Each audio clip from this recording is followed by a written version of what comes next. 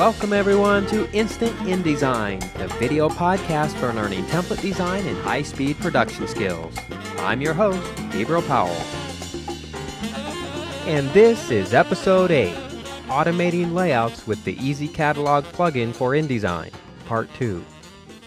In Episode 7, I introduced EasyCatalog, which is a database publishing solution for Adobe InDesign.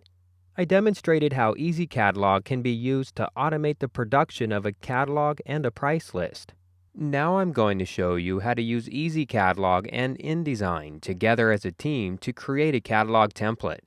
Originally, this episode was going to walk you through the entire process from start to finish, but I soon discovered that there just wasn't enough time in one episode to cover everything, so I had to create an additional episode to cover the rest of the information. So in this episode, I'm going to walk you through the first two steps involved in creating a template. We'll start by studying the mockup layout of the catalog, and then I'll show you how to use EasyCatalog to import the catalog data and configure it. And then in Episode 9, I'll show you how to finish building the template. Let's take a look at the mockup layout of the catalog in order to fully understand the design requirements that we're up against. This sample layout accurately represents the size, arrangement, and formatting of every graphical and textual element to be included in the publication. I recommend starting all of your template projects with a mockup layout because it clarifies your project's requirements and it serves as the model from which your template will be constructed. Notice that each page can contain 2 columns of products. Each product can contain a name, an image, a description, a table of detailed information, and an optional sale logo. The category and subcategory information is displayed at the top edge of each page. The company name is displayed at the top of each page, and at the bottom of each page, the name of the catalog, the page number, and the phone number of the company is displayed. Now imagine producing this entire catalog using just InDesign. That would take quite a lot of time and effort. Fortunately, with the help of EasyCatalog, this catalog can be entirely automated. Let me show you how that's done.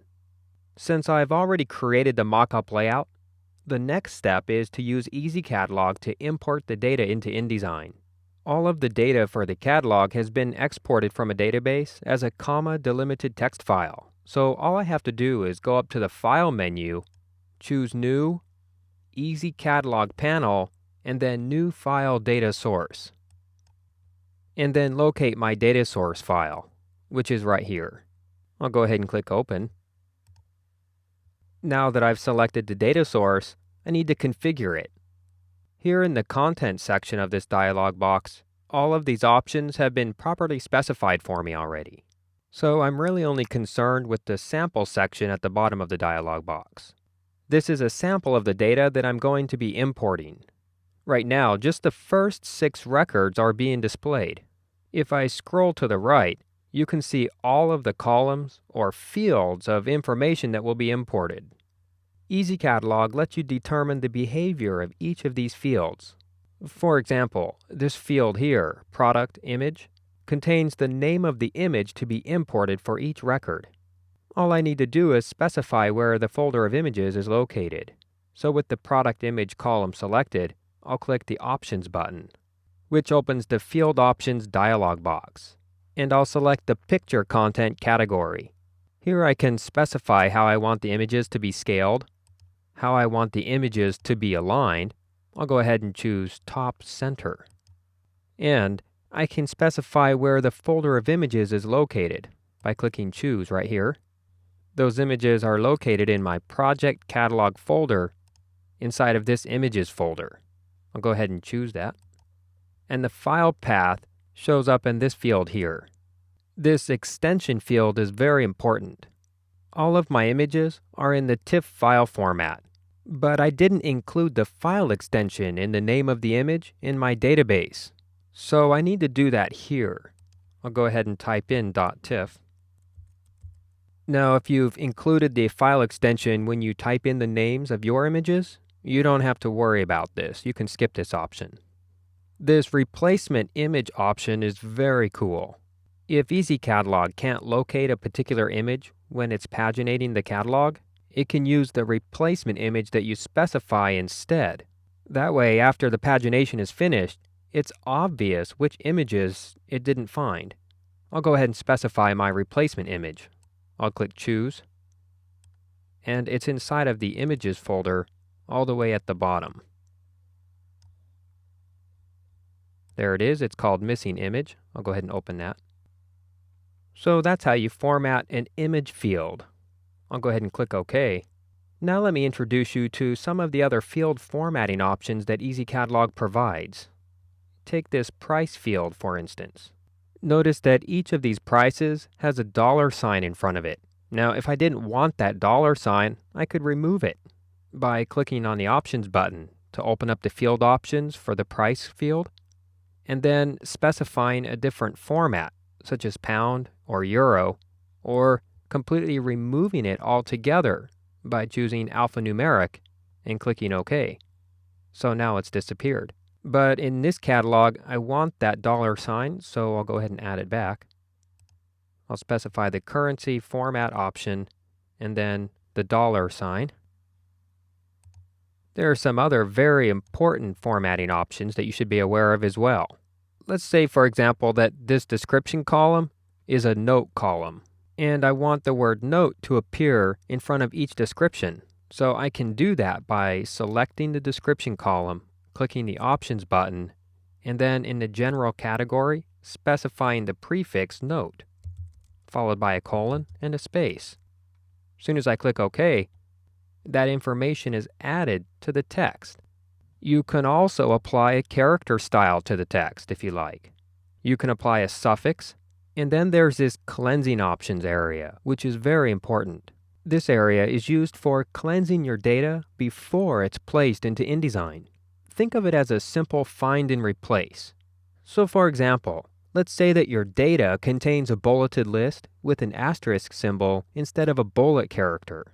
All I have to do is type an asterisk, followed by an equals sign, and the bullet character that I would like to use. And EasyCatalog will locate each asterisk and replace it with a bullet character. If you have multiple cleansing options that you would like to insert, just separate them with a semicolon. So if I wanted to find capital GP and replace that with my name, I could. It's really that easy. If you wanted to find two spaces, just type two spaces equals one space. I think you get the picture. All right, I'll go ahead and clear these options because I really don't want them. I'll click OK, and since I'm done formatting all of these fields, I can click OK to this dialog to complete the importing of the data. And now that my data has been imported, an EasyCatalog data panel has been created. Notice that this looks just like a spreadsheet, with rows and columns of data. Each row contains one record of information. Notice that all of the records we're looking at right now belong to the Tools category. And within this Tools category are several subcategories. Here, these records are part of the Hand Tools category. And these next records are part of another category called Levels, Lines, and Measuring Tools. Within the Hand Tools subcategory, notice that there are several products. Since these last two records contain the same product name, these belong to one product that contains two items. So really, we're looking at a flat view of the data. In order to make the data more useful, I need to combine it together into logical groupings. So to do that, I'm going to go to the Data panel menu and choose Group. I'd first like to group by category, so I'll double-click this field and notice that it shows up over here in the Grouping Configuration area of the dialog. Next, I'd like to group by subcategory, so I'll double-click that field, and then I'd like to group by product name. So all of the records that share the same category name will be grouped together. And then within that grouping, all of the records that share the same subcategory name will be grouped together. And then within that level of grouping, all of the records that share the same product name will be grouped together. I'll go ahead and click OK, and that's exactly what has happened.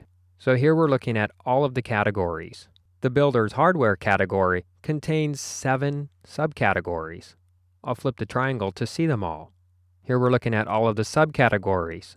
This particular subcategory contains 3 products. I'll flip that triangle, and here are all of the products. Now, each of these products just contain one item. Let's see if I can find a product that contains multiple items. And here are a couple of them. Here's one that contains 2, and here's one that contains even 5. So this works. Everything's grouped together properly. But notice that it's in alphabetical order. The categories are in alphabetical order, and each of the subcategories are in alphabetical order. One of the greatest strengths of EasyCatalog is that it gives you full control over the organization of your data. I really don't want everything paginated in alphabetical order. So to control the order in which everything is paginated, I need to group these records differently. I'll first ungroup them, and I'll group them again, but this time I need to group them by their ID number. Notice that to the left side of the category column is a category ID column, which identifies the pagination order of the category. So the Tools category is the first category that should be paginated. And if I scroll down, you can see that each of the categories has an ID number. And notice to the left side of the subcategory column is a subcategory ID column, which is used for the same purpose, to determine the pagination order of all the subcategories within a category. And then to the left side of the product name column is a product sort column, which determines the pagination order of all of the products within a subcategory. So here's what I'm going to do. I'll go ahead and choose Group. This time, I'm going to double-click the category ID to group first by that, then subcategory ID, and then product sort. I'll click OK, and now everything is organized by their ID number. But as a designer, looking at numbers is really not going to help you. What you want to see is the actual category name, subcategory name, and product name. So I can fix that. I'll go back to the Group dialog, and I'll select the Category ID field up here. And all the way down at the bottom of this dialog box is an option to display an alternate field as the header. In this case, category has already been correctly selected. So I'll select the subcategory ID. Instead of displaying the ID number, I would rather display the subcategory name. And instead of displaying the product sort number, I'd rather display the actual product name. So now when I click OK, the names are displayed, but the information is still properly organized. Notice the Tools section, which had the category ID number of 1, is at the top of the list. So now that I've imported my data and I've grouped it together properly, I can now transform this mockup layout into a template.